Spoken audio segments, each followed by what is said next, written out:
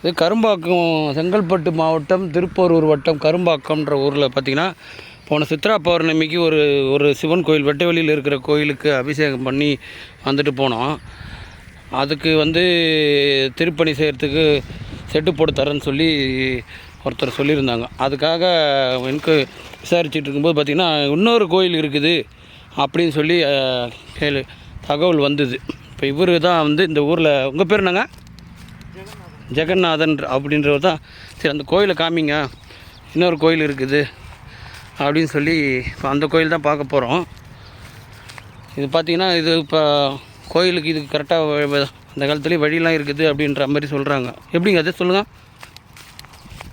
வழி எப்படி வரும் சார் கோயிலுக்கு? அப்படியே ஒரு வழியெலாம் இருக்குதா?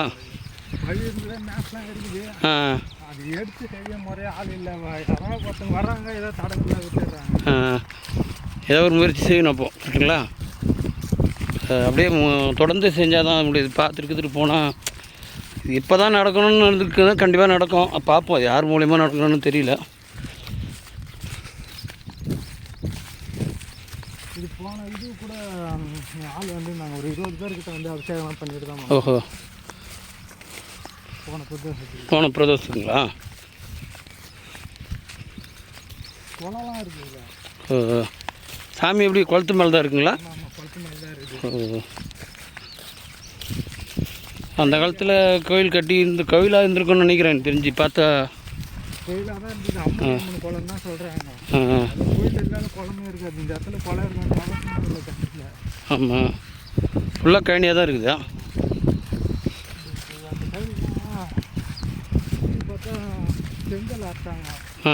அது ஒரு 15 வருஷத்துக்கு முன்னாடி பார்த்தீங்கன்னா செங்கல் பள்ளம் எடுப்பாங்களா, அதில் பார்த்தீங்கன்னா ஒரு பானை ஓடலாமே இருந்தது நிறைய. இங்கே ஐயருங்க ஆண்ட இடம் தான் இது. பார்த்தீங்கன்னா ஐயர் கொள்ள தான் சொல்லுவாங்க. ஐயருங்க ஆண்ட இருந்துருக்காங்க.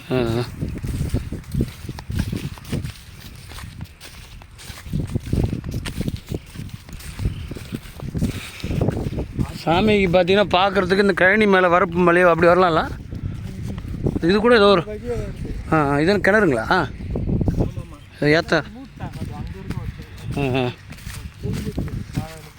இல்லை இப்போது